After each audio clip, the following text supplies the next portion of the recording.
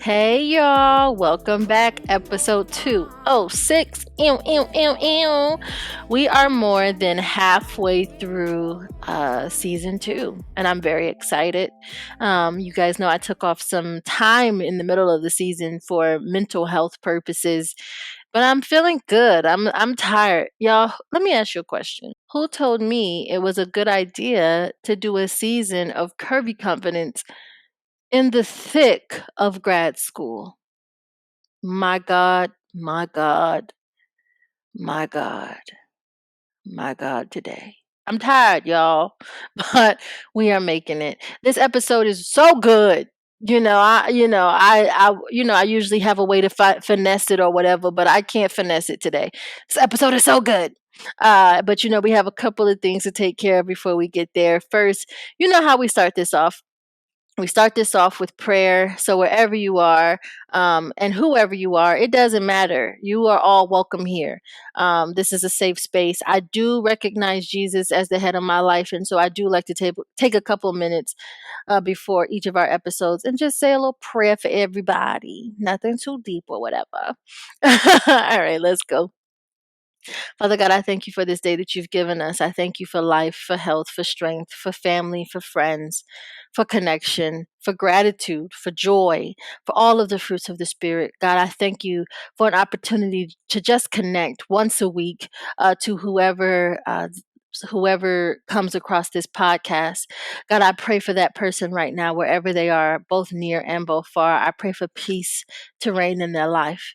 God, if there's an issue that they have, if there's a heartbreak that they're dealing with, God, I pray that you step in, God, and that you begin to work on their behalf. I pray that somebody somewhere is impacted by this episode in some way, and maybe they may learn that they have everything that it takes to get back up.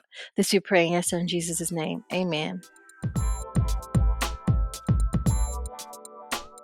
All right, y'all, it's time for my favorite segment. You already know, Gem of the Week.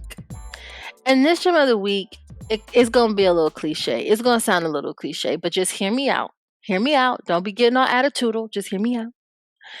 Y'all, gratitude goes a long way. And let me explain. My life has been emotionally, mentally, spiritually, even physically painful for the last 4 years. Like a dark season. I lost friends, fell out with family, lost opportunity, and became small. In my spirit, became small in my emotional health, became small in my mental capacity. I literally just became a small person. And if you know me, there is nothing about Brittany Horton that is small. Okay. But this past 4 years has been so exhausting every turn of the way. I lost myself. I found myself in situations. I've told my story on this podcast before, but I found myself in situations that just killed me, killed me inside. And cycles began to repeat themselves. But this year, for some reason, maybe because I'm a church girl, I always have a theme of the year, right? So, like, if you grew up in the kind of churches I grew up in, and this might be a thing in all churches, I don't know, y'all, but and grew up in the kind of church I grew up in, they give you a theme of the year, right? And it's that's going to be what your life is going to be about this year. And I do submit to the leadership of my pastor on what the theme of the year is, but for some reason I'm always given one on my own too. And for the year of 2019, it was turning on the lights. And when I got that about October or so of last year, and when I was in prayer, and it just was like turning on the lights, 2019, that's what it is for you. And I didn't know what that meant, but when I tell you 2019 has been about the lights inside of me coming on again, me stepping into who I am, uh, in fullness and in authenticity. That is so what this year has been about. It's about me stepping into the star that I am. It's about me stepping into the bright, beautiful light that I am, and being all of that without apology. And a couple weeks ago, a cycle tried to come back around. A cycle tried to repeat itself. It was time for me to, the universe, God was testing me to see if I had learned that lesson. You know how that go.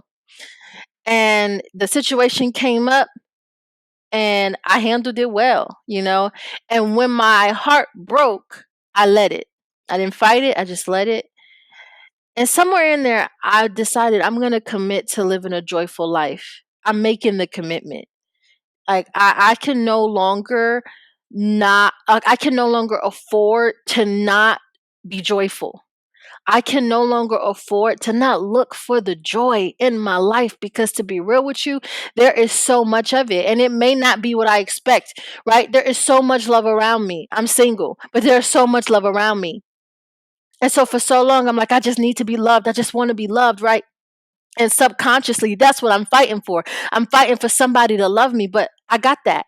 Right. So let me be grateful. Let me be joyful for the love that I do have around me, the beautiful family, the village of friends, the community that I have around me that is consistently loving me. And also the fact that I have a God that loves me and I have me. Y'all are going to think this is a little crazy, but this is what I do every night. So, you know how on Google Voice, right, you can have a number. And so I'm single, right? And so what I do, this is a little crazy, but what I do is every night I send myself a good morning text, and I do it right before I'm about to go to bed. And I always close out the text with, I'll always choose you and I'll always come for you. And that's the first thing I read in the morning. Well, that's not the first thing I read in the morning. First thing I read in the morning is my Bible. But when I check my messages, that's the first message I have, right? So I read it and it's a good morning message to myself. And it has inspirational quote, inspirational word, and I close it out with, I'll always choose you, I'll always come for you. Right. And then the first thing I do when I wake up in the morning is I write 10 things that I'm grateful for. And I don't just, when I first started it, I would just be writing generic stuff. I'm grateful for the snow. I'm grateful for the whatever. Right. And all of those things you can genuinely be grateful for. But then one day I sat down and I was like, wait. What gets my soul excited? What today am I so excited about? And when I tell you my life has changed, like literally money is coming, abundance is finding me. And it's simply because I've decided to stop looking at what I don't have and start looking at what I do and appreciating those things. Because there's somebody somewhere who doesn't have the things that I have and they wish that they did. And I was walking around acting like a spoiled brat because I didn't have this or I didn't have that, and I wanted this, and why am I not here in my career? And like all of those things are legitimate, right? But if I only focus on those things, I'm missing the beauty that is right now. I have a home that has a 9-foot window, and one of my most favorite things to do is look outside that window because I'm so grateful. And what I make in grade school versus what my rent is, y'all, I'm only here by the grace of God. I'm only here by the grace of God. And every morning I look outside that window and I just say thank you, because I am looking out a 9-foot window in a beautiful home that I adore in a season that shouldn't be fruitful financially, but it is, because God is good. So the gym of the week this week is long. I got a little long winded, my bad. But it is to just focus on what you have and to find the joy in what you have. You may not have a man, you may not have a woman right now, you may not have a person. Your career may not be what you thought it was going to be when you thought it was going to be there. You may not be the size you want. You may not have the car, the house, whatever. You may not have it, but you got something. Right? And so find the joy in what you got and live and ride that baby out. When you wake up in the morning, 10 things you're grateful for. Even if you need to do something like I do and send good morning text to yourself, just as a reminder that you are loved. And I love me. You know that Lizzo song, Soulmate, and she go, I get flowers every Sunday. I'ma marry me one day. I was so excited when I heard that because I literally do that for myself. I buy me roses every Sunday, and they're in my home. And people that come to my home, you see my roses. I bought that for myself. Right? I'm sending good night texts and good morning texts to myself. I'm making deposits into myself, right? Because people withdraw from you all the time, so you got to make deposits. What are you grateful for? Where's the joy in your life? Pursue that, live that, go and get that, because you are worth that.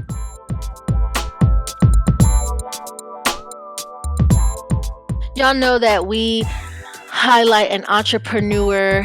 This is our Entrepreneur of the Week section. And honestly, I would be remiss if I didn't highlight the entrepreneur that is my guest today, Miss Deborah Hughes.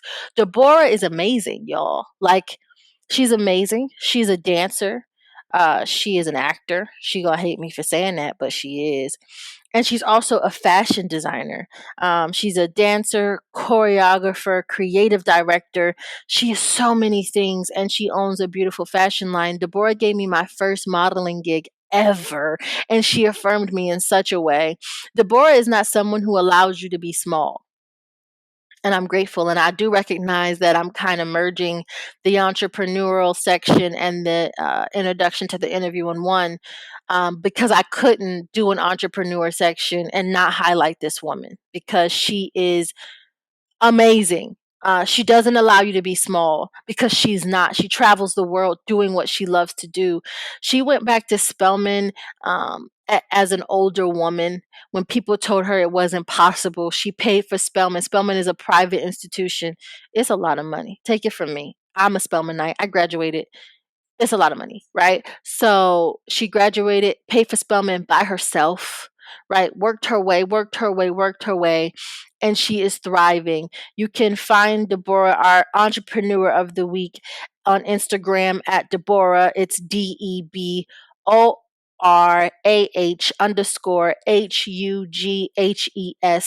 Deborah_Hughes on Instagram.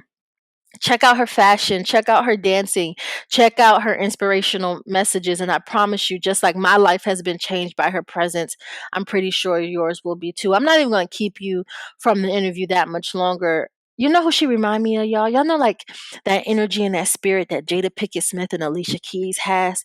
That energy that when you walk in, you know you about to be changed. Or they hug you and you know you just about to weep. That's Deborah right there. I hope that you enjoy my sister, because she is my sister. I hope that you enjoy her and what she has to share. Let me know what you think. Hi, Deborah. Hello, Curvy Confidence. Ow. First of all, thank you so much for being here. I am so honored to have you. I get really, really excited when I interview my Spelman sisters, because it just feels like first of all, it feels like a reunion. Right.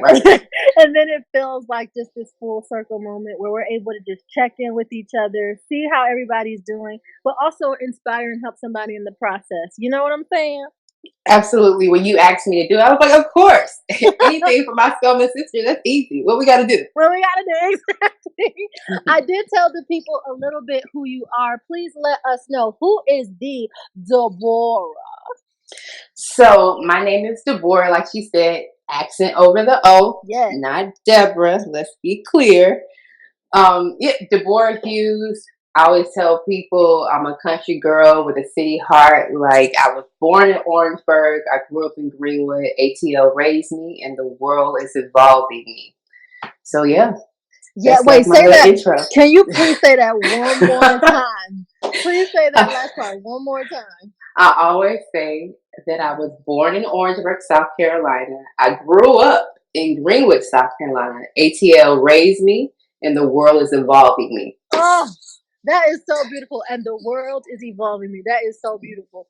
One of the many things that you do, because you know you also design beautiful clothes. Did you know you put me in my first fashion show? Did I ever tell you that? No, I didn't know that. Yes, you put me in my first fashion show, honey. I felt so beautiful walking down. Look, every time I saw you, I would be like, Britt, you need to model. You're like, I don't know. I'm like, you got it. You need to do something. Yeah. Okay, I'm gonna tell you, I'm gonna keep doing. I'm gonna keep working on that craft. But you're also this beautiful, captivating dancer. your body does things and I'm just like, oh my God. And it's so rhythmic and beautiful and graceful. When did your journey start with dance? I always tell people, like my mother said, I've been dancing since the womb. So she would go into places with music, or if she started singing, or if just music was around, I would always be moving in her womb. And if she stopped singing or we cut off, like I would stop. So she will always say, like, "Oh, you've been dancing since the womb, Deborah. Like I already knew you were gonna be an artist." So I Mhm. tell people, God kind of put that in my too much sauce bucket when He was making me. That I've been dancing all my life, literally since the womb. It does dance like is that something that runs in your family? Was your mother also a dancer? So artistic ability is in general something that runs throughout my family. So my parents actually met at South Carolina State University, HBCU in the house, at the Mm. theater program. So she was a thespian and he was a carpenter making the sets. And so they met like that. But I was homeschooled when I was younger, and in our household, it was never a situation of like you had to be good at one thing. It's like, no, you had to excel at academics, you had to excel at athletics, you had to be good artistically inclined. Like it wasn't a choice. You just, if you did it, you need to excel in it. So, we just excelled at everything, but I just knew I always wanted to be an artist because I felt like artistry was the only thing I could do and still be everything. For example, I knew I could be an artist and still be a teacher. I knew I could be an artist and still be a healer. I knew I could be an artist and still tell my story and be a historian. And I had to, separate my situations in between like, oh, if I'm going to be a doctor, I got to go to school for this long, boom, boom, boom. If I'm going to be a teacher, I got to go this. But I could be an artist and do everything within that field of artistry. I can teach people, I can heal people, I can tell my stories, I can tell our history, also project our future. So, Wow, that is so powerful. So because you are an artist, right, and you do many things, right, and your art goes across many different art forms. mhm, How did mhm. you? I'm wary when I say this, but how did you answer the call? Like, Mm, and like, because I'll be honest with you, I am very committed to being an actress. And yeah. sometimes because I'm very committed to being an actress, I've closed off other art forms because I want to be successful in this thing. So Mm. how did you get to the place where you kind of surrendered to that ambition and just allowed your art to breathe? That's a good question. So I think it has a lot to do with the fact that I was homeschooled when I was younger. So the structure of school was totally different. Mm. And like I said, my parents never gave us a choice of like, oh, you can do this or do that. It's like, no, when we do this, you need to excel. When you do this, you need to excel. So I learned at a very early age, and our time was split up between different things where I could devote time to be excellent in these areas. And my father would always say, Deborah, you got to major in the minors until the minors become major. I'm like, what are Mm. you talking about, sir? Like, I'm like 6 years old. Like, what are you talking about? And as I got older, when I was 10 years old, I heard a guy on television. He was a millionaire. And he said, millionaires brush their teeth every day before they go to bed. And I was like, okay, I need to brush my teeth every day before I go to bed. And then I'm going to be a millionaire. But it wasn't that simple. Basically, he was saying that if you do these small things, eventually they're going to have a major impact on your life. So if you don't brush your teeth, even though it's something real small, if you don't brush your teeth, those little things of not brushing your teeth will eventually affect you in the long run. But if you brush your teeth every night, and if you're diligent every night, some people do it one time a day, but if you decide to do in the morning and at night, you're going to slowly but surely be ahead of the game. And so what that meant for me is that earlier part of my life, I call myself an entrepreneur because when people try to coin like, oh, what do you do? I'm like, just tell them I'm an artist. Like I pursue the business of art. So early in my life, I've been dancing all my life, but at 12 years old, I decided I wanted to make clothes. So from 12 years old to high school age, I was perfecting the craft of making clothes. Still dancing, perfecting the craft. And then I went to school to get my fashion degree. And so I paid for college by booking gigs as well, being a dancer and going on tour for my fashion degree. And then when I graduated from college, I felt to a place like I have mastered a skill set where I can now focus my attention back on my dance. And so I was torn and traveling, and then I went back to school at Spelman, Ooh, ooh. and whoop whoop, yeah, shout out to Spelman, to further my horizons and my education in dance and in theater. So I was minoring in dance, but majoring in fashion. And then when I majored the fashion, I minored in it, and then I majored in my dance. And then I got to a point where I can do both of these things simultaneously, and it just works because it's like the back of my hand. I've been putting years in the game. Like now, it's like I wake up in the morning. I know I'm meditating. I know I'm about to brush my teeth. I know I'm doing my little workout, and I'm drinking my juice. It's like clockwork. I'm doing that every day. So what I tell people, like, one, you have to know what you can handle, and I know I can handle a lot. I'm the oldest of four children. I've had to learn how to multitask. I'm a woman. With those foundations, I was able to master these different art skills and not feel like one was lacking. Wow. One thing that I heard you say is that it requires discipline, right? Mm-hmm. It requires setting a routine. And also, that when you said meditating, I was like, yes, self care, self attention. But it requires doing the routine and being committed to the routine, and putting yourself on a schedule, which is something I am still working on. Okay. Mm-hmm, mm-hmm, I am mm-hmm. not there. Can you talk about a time, right? Because on this podcast, I talk a lot about how art has sort of have sa- and not sort of has saved my life. Can you talk about a time when maybe you were in a dark place and dance healed you or helped you move through that season? Yeah, absolutely. I always tell people dance is my therapy. Like some people sit on couches, I go to the studio. And I definitely am a firm believer that you need to go talk to somebody too. But I do believe that dance and movement expresses what words can't express at times. And even when you start talking to people who deal with like autism or certain things with the body, but when you put music on and they start moving, emotions come up that you can't even describe. And so even Mm. though our earthly sense, what we can understand in the English language, what man has created, some words are still not created to express how we feel. So I think movement is a reliever for that. So for me personally, on this artist lifestyle, you got plenty of ups and downs. And sometimes it's more down than up. And I tell people all the time, I don't think you learn how to deal with situations like, dang, this keeps on happening, this keeps on happening. It's not that it's going to stop. You just learn how to deal with them better as they come. So it's not a situation of like, oh, I'm mastering this. Each level you elevate yourself is something else to attain to. It's something else you have to deal with, but you just learn how to deal with them better as they come. And my relief has been in the studio, from not booking anything, from people telling you, your art is crap and you got too much going on, because people can't understand what you do. And so, like we talk about, as far as like, well, how are you able to do all these different things earlier? Even at Spelman, people are like, you need to choose dance or making clothes, Deborah. Which one? And I'm like, why? Why do I have to choose? Like, why can't I just say yes? Like, why can't I just do both? And people who know that I make clothes, when they see me dance, like, dang, you dance. And people who see that I dance and I make clothes, like, oh, snap. And one of my friends, when he saw my website, he was like, hold on, you were doing clothes and dance at the same time? I was like, yeah.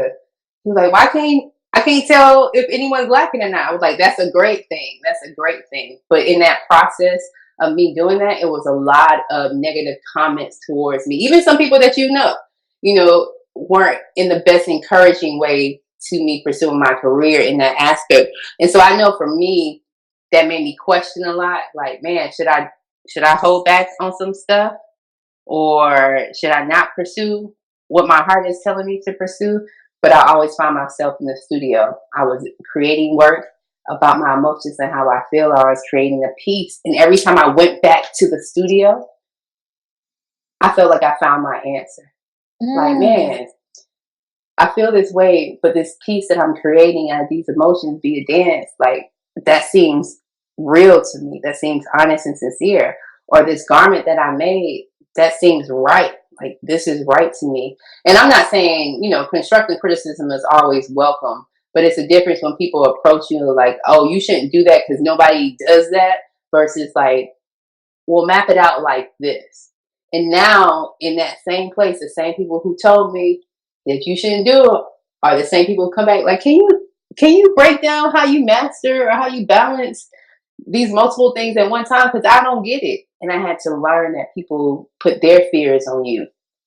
Ooh, say that one more time. I had to learn that people put their fears on you when it has nothing to do with them.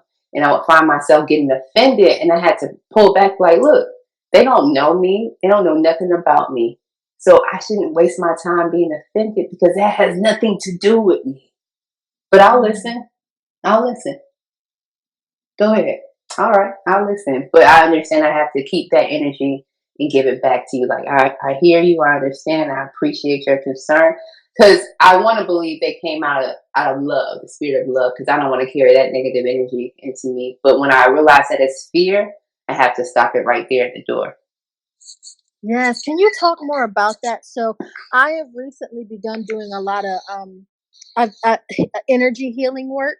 Hmm. So I've been going to a healer and really trying to work through like generational things that carried on from generation to generation, also ancestral energy, trauma, Hmm. and really working through this on a deeper level. How do you a what is your practices for a cleansing your energy, b protecting your energy, and also understanding when someone's giving you an energy that you don't want to take on.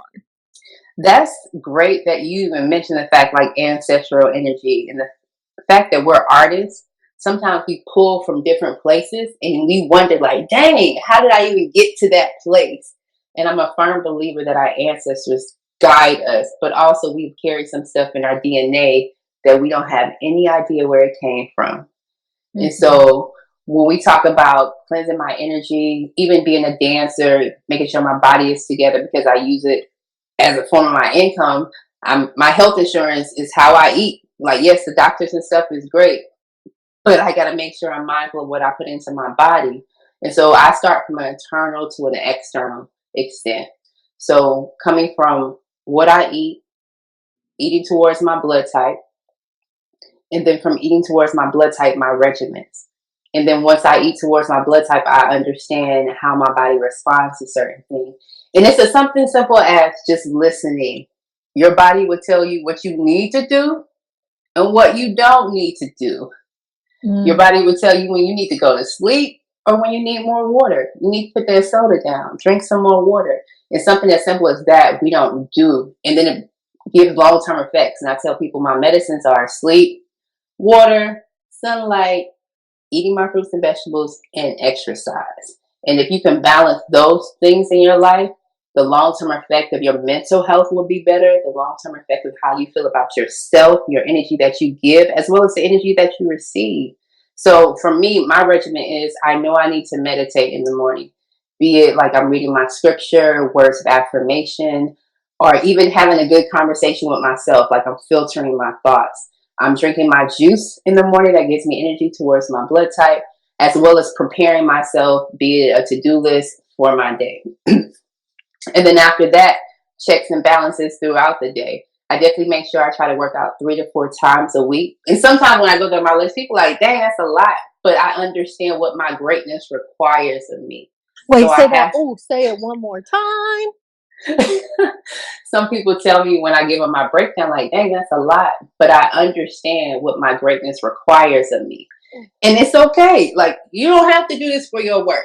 And I'm not holding you to this standard, but I have to hold myself to the type of greatness that I want to accomplish in the world to the standard. So even at school, it spelled me when people like, where's the board? Like, I would come to class and then I was gone. I would come to do my work and then I was gone because I knew I had to do what I needed to do. And I was paying for spelling myself. Like, school is not cheap. So I really had to get the work done. It's a different type of energy when you know that if you don't get it done, it won't get done. If I'm not paying my bills, I can't look to nobody else to pay them for me. So I Yeah. literally have to do that. And when we talk about protecting our energy, it goes back to the listening part to me. Once you begin to listen to your body, put the right things into your body, put the right type of spirits into your body, you're able to hear better.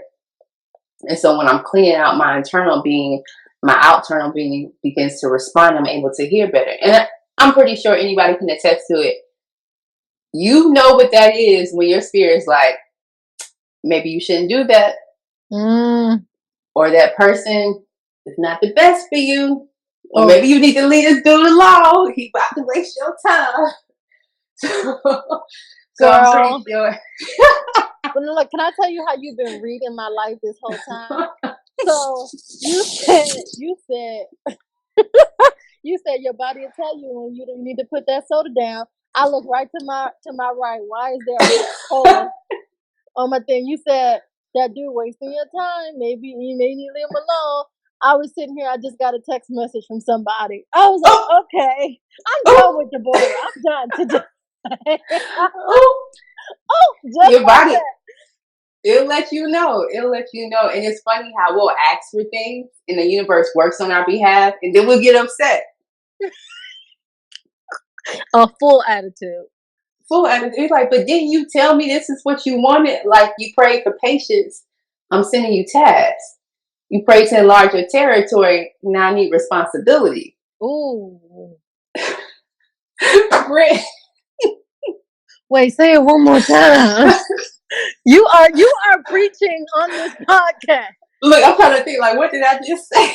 You said you pray for your territory to be enlarged, but now I need Yes. responsibility. Now I need responsibility because I have to entrust you with the little that I gave you, but are you going to be responsible over more? And that's always my question in regards to myself. And so when I begin to question myself like that, I begin to question my circle. And I remember not too long ago, my circle was pretty small. And I told my friends, so like, look, we're not 30, he's about to get out of debt. And I was like, in order for us to hang out or even come together, we have to accomplish a task. And so we all wrote down what we wanted to accomplish for this year. And typically I write down my goals in 5, 3, and 1 year increments. And so for 1 year, I broke it down from each quarter. So I'm doing the first quarter, second quarter, third quarter, fourth quarter.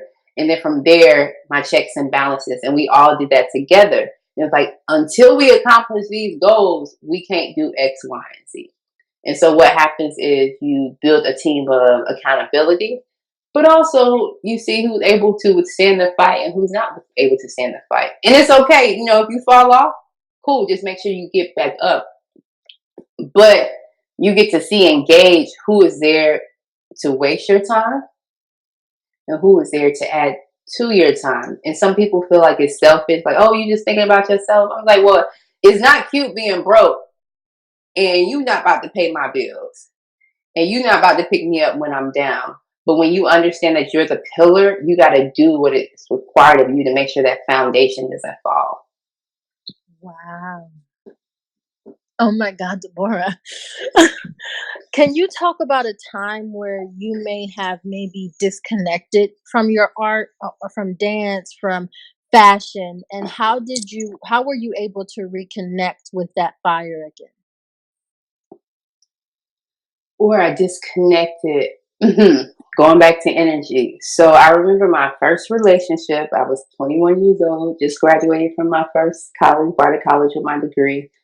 And I knew when I was 18, I got to leave Greenwood, finish my college degree. And I did that. So I felt like, oh, okay, I can be open to a relationship now. And my first boyfriend, he was great, absolute sweetheart, but we were just on two different paths. And I remember him telling me that he felt some type of way about me always being gone. I got dance rehearsals, I'm doing this. And he just felt some type of way about it and it wasn't making him happy. So I stopped dancing for a period of time for him. And when I say I felt like I was dead inside, like I was a Mm, living, breathing zombie going through the motions. But he was happy. And I had to look at the situation like my significant other cannot be happy knowing that I am unhappy in my state of being. And wow. so I had to disconnect myself from that situation. But I also vowed to myself I would never place my passion, my purpose on the back burner to make somebody else happy. And I had to reconnect to that. I had to get back into the scene. And when I got back, I was like, why did I ever leave you? Like, this feeling is the best in the world, like having an emotional breakdown. But I also knew what to look for when it came into a man. So when men start asking, like, dang, you on a rehearsal again? And then I asked them, like, dang, you going to work again? And they're like, yeah, why would you ask me? I'm like, that's how you sound when you ask me if I dance every day. You work every day. So I had to protect that energy and protect one, when somebody tries to come at my purpose, you're coming at my passion. When you come at my passion, you're coming at my purpose. So therefore I'm not able to live up to my full ability. So being mindful of that has helped me out a lot from not straying away and getting into that dark place. Because when I don't dance, I am not happy. And I realized that Mm. about myself. When I do not dance, I am not happy. I think Hmm. that what you just said is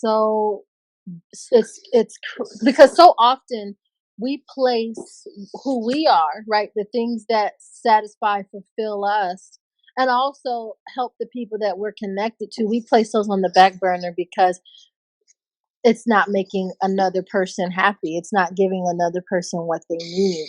Hmm. You know, one thing I've always admired about you is you have a very authentic presence about you. You're grounded, your feet are on the floor, and every time that we have an encounter with you, it feels like you are there with us, right? You make Oh, thank everyone you. feel like they are your priority when you're with them. Can you talk about your journey to finding that authentic voice? And also, so it's a two-part question. So the journey to Hmm. finding that authentic voice, but then also talk about your practices that help to ground you, and calm you. Because I know you meditate, but I'm still trying to master the art of when I'm with you, right? Yeah. Hmm. And Hmm. I'm not there. So can you talk about your process to your authentic voice and about your ability to make someone feel like they're the most important person on the earth when you're with them? Absolutely, absolutely.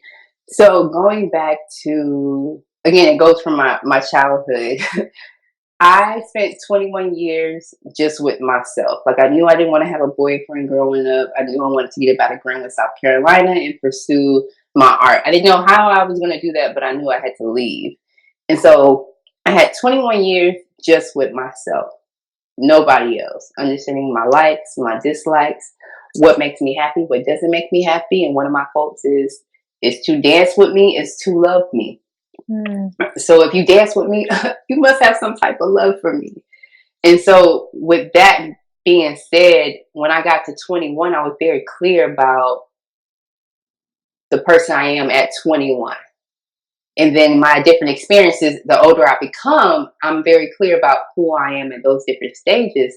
And when men try to date me, and it's like, "Yeah, you just got it all figured out, or how you just know what you want." I'm like, well, I think it's an issue for us to be 30, 40 plus, and we can't have a clear conversation about my hopes, dreams, and desires.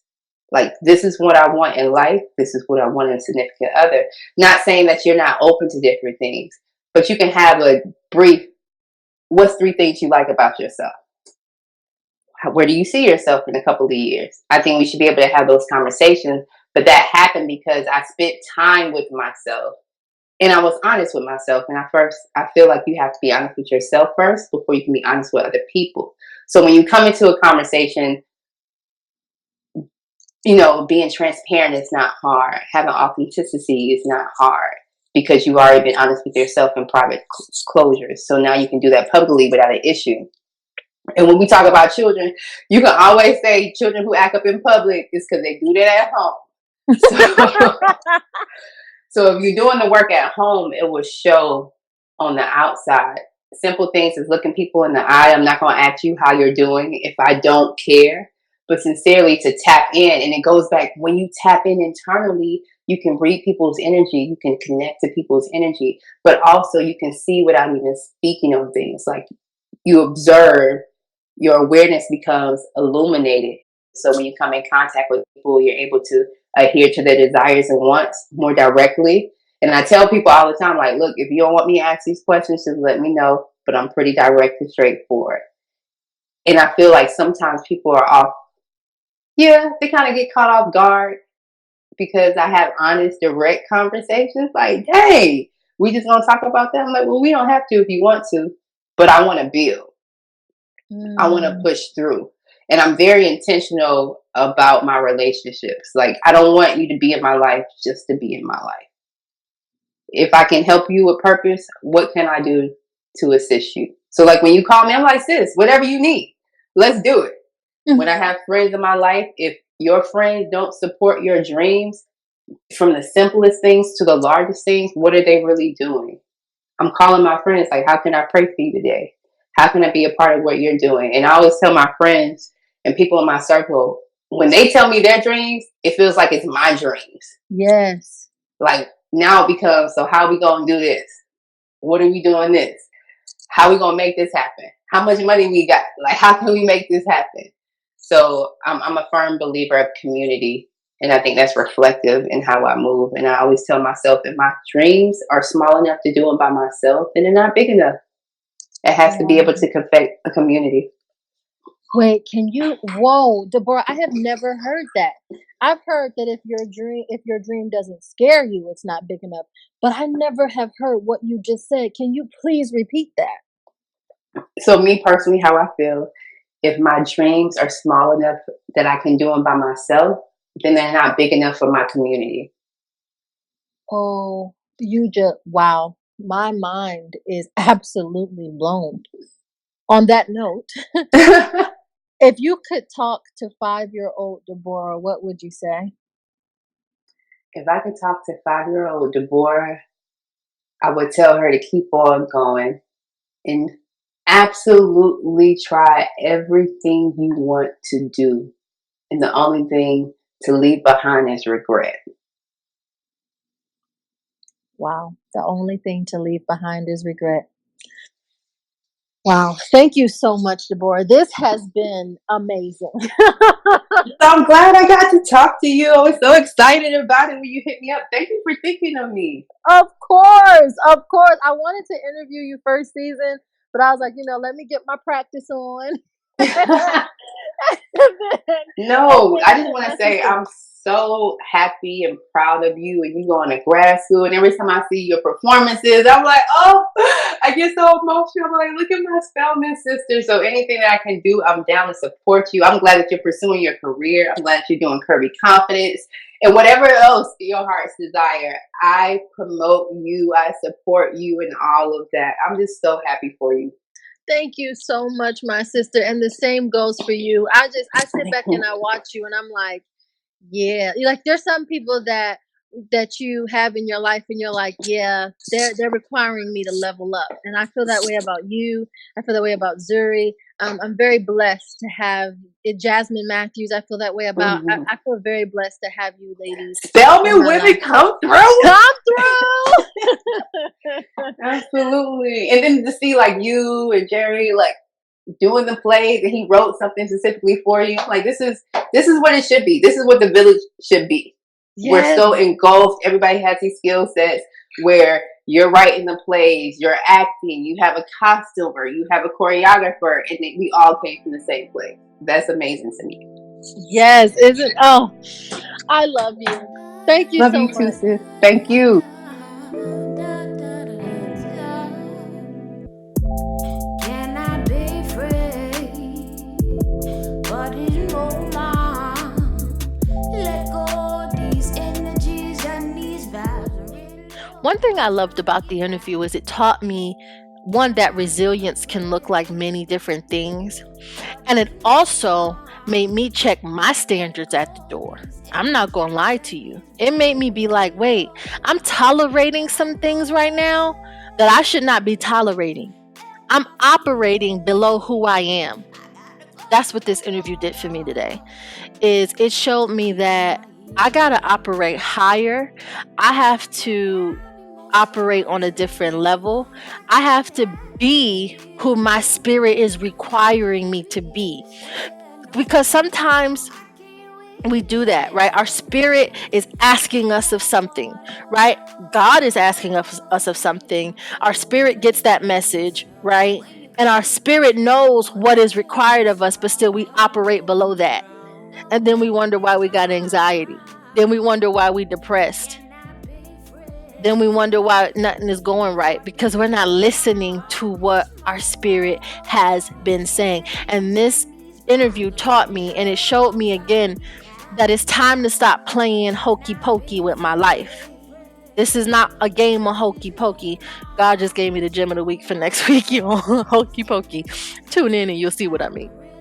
Right? Like I can't keep playing hokey pokey with this thing. I gotta get in there, right? I gotta get my hands dirty, get into the game because God's not playing with it.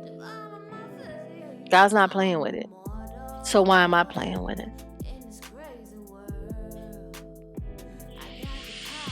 Y'all know how we end this out? We end this out with 10 deep breaths followed by affirmations. Before we go there, I just want to say I love you. Be joyful. You have so much. You have so much in your life. You have so much to be grateful for. And even if you don't believe in God, because I know I have people that listen to this podcast who aren't religious or even spiritual, that's fine. You still got things to be joyful about. You still got things to be grateful about. Your happiness is important. I don't know if anybody has ever told you that, but your happiness, who you are, is important. Wherever you are, let's just begin by taking 10 deep breaths. If you're new to the podcast, this is something that we do on our own time. And I come in and I give words of affirmation that you're free to repeat. But I believe in affirming us as we separate for the next 7 days. So on your own time.